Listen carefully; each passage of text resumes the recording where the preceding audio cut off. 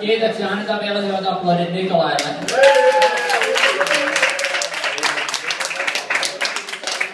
No mitä kuuluu Espoo? Joo, terve kaikille, te varmaan tiedätte, mun nimi on Aki Oksanen. Mutta aloitetaan tää komiikkashow vaikka ennakkoluuleista. Mä haluan, että jokainen tässä talossa miettii, mikä se N-sana on. Se kuuluisa N-sana. Älkää sanoko sitä ääneen. Älkää sanoko.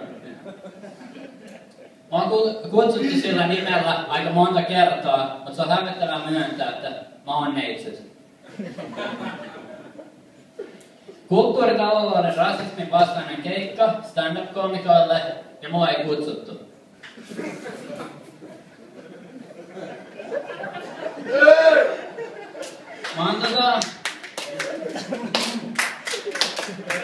Mä oon Suomen paras tummaihainen stand-up-komikko, koska mä oon ainoas tummaihainen stand-up-komikko. Mä oon kasvanut Suomen armeijassa. Olis täällä ketään muita?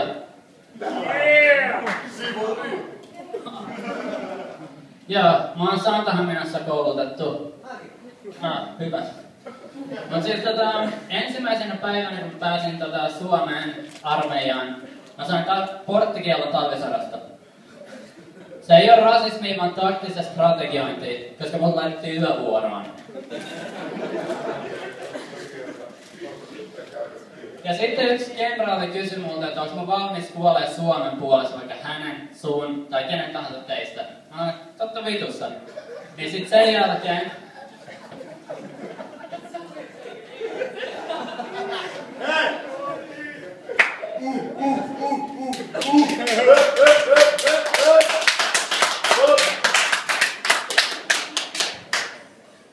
Mun vastaus oli totta vitussa, ja sit sen jälkeen kenraali Juhani Kaskela päätti tehdä musta itsemurhapommittajan.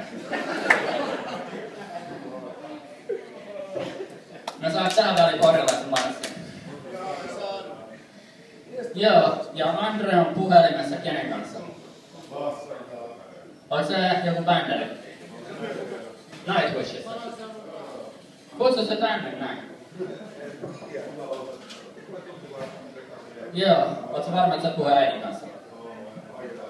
Kuka uskoo Andreita? Käsi ylös, tai taputtakaa. Poke uskoo.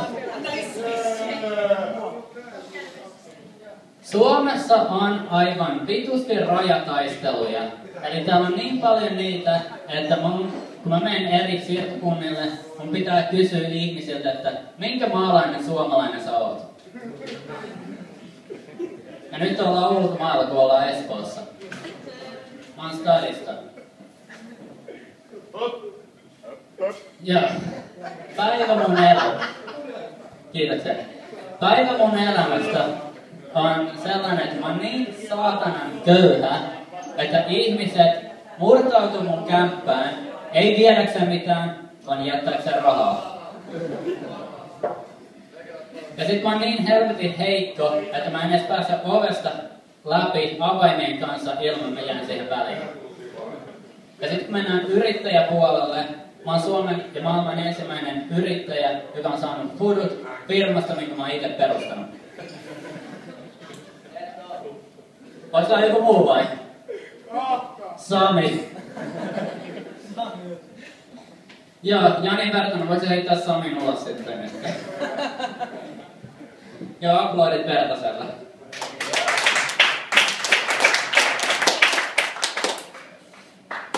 Ketkä kaikki on Facebookissa?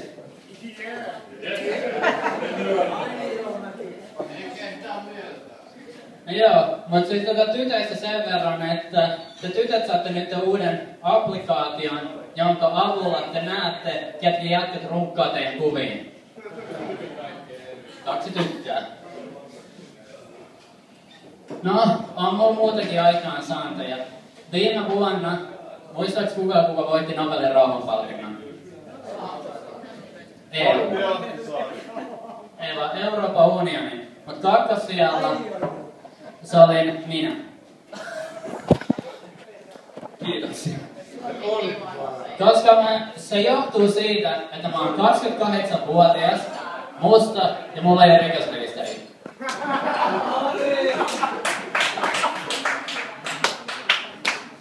Kiitos Esko. Mitä muuta täällä oli? Joo. Ketkä teistä tietää mitään astrofysiikasta? Totuttakaa. Siinä. No sä voitkin kertoa meille, miksi kuu vetää räkkiä.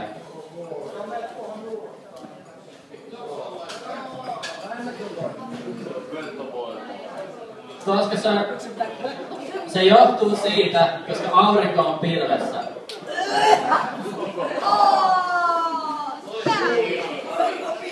Takas kouluun. Joo. Kiitos. Poliisi on mun vanha tuttu. Suomi on ainoa maa, jossa kaikki poliisit lähtee mua haneen. Aina sen jälkeen, kun pyydän niitä treffeille.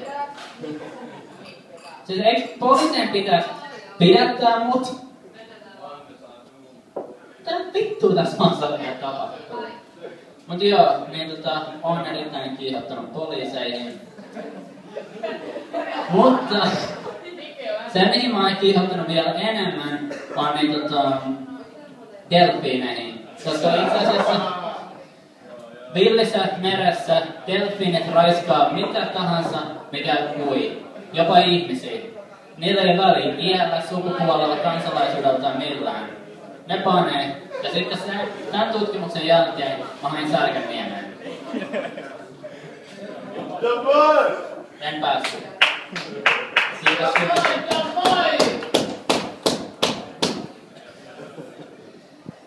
Joo. Ketkä uskoo, että on ulkoavaruudessa on elämää? Puolet ja puolet.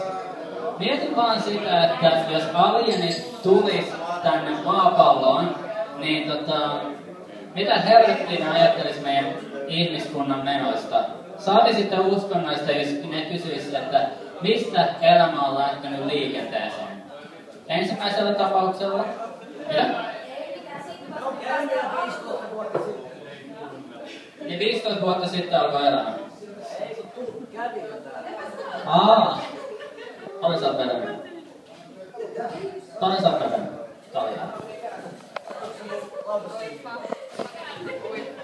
Ja ei se mitään. Aplodit hänelle. Yes.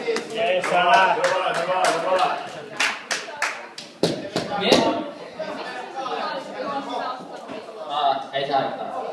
Mut joo, mietin vaan tätä asetelmaa, että jos pitäisi lähettää yksi edustaja, joka edustaa koko ihmiskuntaa, kertoo ja vastaa tähän kysymykseen, miten meidän elämä on lähtenyt käyntiin.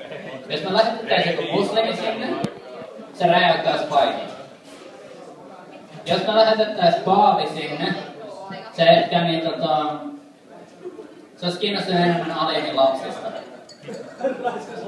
Ja jos me lähetettäisiin joku juutalainen sinne, se myisi meidät pois. Loppuun. Okei, ei toimi Espoossa. Mut joo, Suomessa on planeetan kauneimmat naiset. Se on totta. Mikä hiljaista. Mut kumminkin, niin esimerkiksi kun Nikolai ajaa HKL:n bussiin, se ei oikein tiedä mihin vaiheikoppiin vääntää. Joo. Ketkä teistä on tietoisia sellaisessa koulussa kuin Amiedu? Joo, taputtakaa. Joo. Ensimmäisenä päivänä, kun mä menin Amieduun, mä näin siellä kylteissä hygieniakoulutusta Espoon maahanmuuttajille. Mutta sitten mä mietin tarkemmin sitä, että miten ne kouluttajat on valittu tähän työoperaatioon. Ja tuolla siinä on Jorma Reijus on muuta, ja yksi kerrallaan sisään ja kysytty, että no niin Teemu, montako somalia sä oot saanut suihkuun viime vuonna?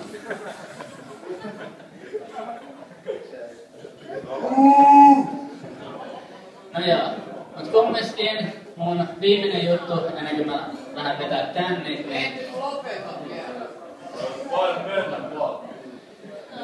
Onks Nikolai ja Antonov vielä talossa? Antakaa aplodit vielä siitä.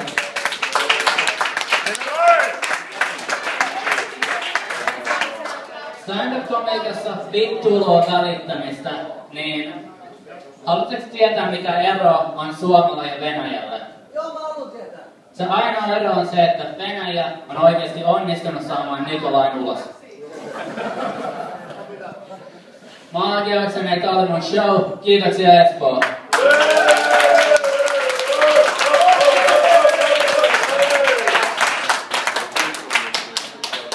Se oli oikein, kiitoksia kaikkia. Vielä hyvät aplodit kerran. Se on ihan oma. Upeeta.